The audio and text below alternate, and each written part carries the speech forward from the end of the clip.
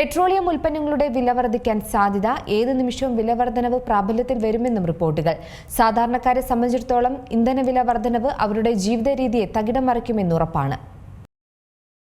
രാജ്യത്ത് പാചകവാതക പ്രതിസന്ധി രൂക്ഷമാവുകയാണ്.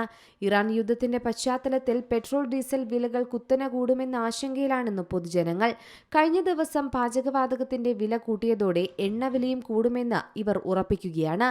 എണ്ണവില കൂടിയാൽ അത് അവശ്യ സാധനങ്ങളുടെ വിലയിൽ കാര്യമായ മാറ്റമുണ്ടാകും.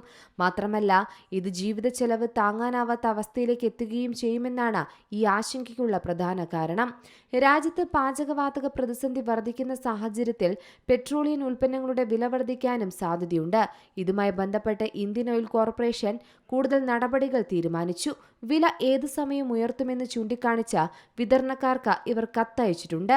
ഏതു നിമിഷവും വില വർധനവ് നിലവിൽ വരുമെന്നും എത്ര രൂപയെന്നും അറിയിക്കുമെന്നാണ് വിതരണക്കാർക്ക് കഴിഞ്ഞ ദിവസം അയച്ച കത്തിൽ പറയുന്നത്. ക്രൂഡ് ഓയിൽ വില വർദ്ധിച്ചതും രൂപയുടെ മൂല്യത്തകർച്ചയുമാണ് ഇത്തരത്തിൽ പെട്രോൾ ഉൽപ്പന്നങ്ങളുടെ വില കൂടാൻ കാരണമാകുന്നതെന്നാണ് പറയുന്നത്. ഇന്ത്യൻ ഓയിൽ കോർപ്പറേഷന്റെ ചെന്നൈ ഡിവിഷനാണ് ഈ അറിയിപ്പ് നൽകിയിരിക്കുന്നത്.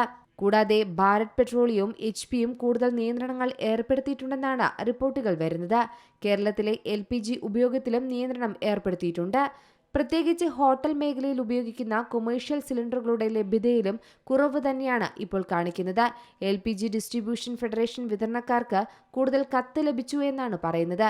വ്യവസായ സ്ഥാപനങ്ങളിൽ ഉപയോഗിക്കുന്ന 19 കിലോഗ്രാം 47.5 കിലോഗ്രാം വിഭാഗങ്ങളിലുള്ള സിലിണ്ടറുകളുടെ ലഭ്യതയിലാണ് ഇപ്പോൾ കുറവ് രേഖപ്പെടുത്തുന്നത്. എന്നാൽ അത്തരത്തിലുള്ള ആശങ്ക അസ്ഥാനത്താണെന്നാണ് സർക്കാർ വൃത്തങ്ങൾ പറയുന്നത്.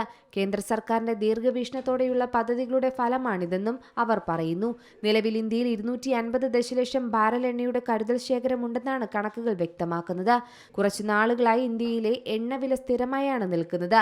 ഇന്ത്യ ഒരു രാജ്യത്തു നിന്നു മാത്രമല്ല എണ്ണ വാങ്ങുന്നത്. 40ഓളം രാജ്യങ്ങളിൽ നിന്നാണ് എണ്ണ വാങ്ങുന്നത്.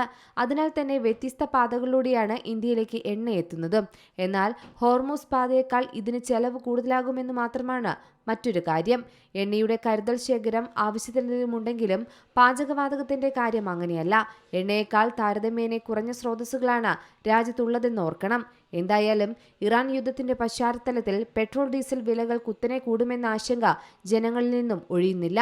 News desk Zee Malayalam news.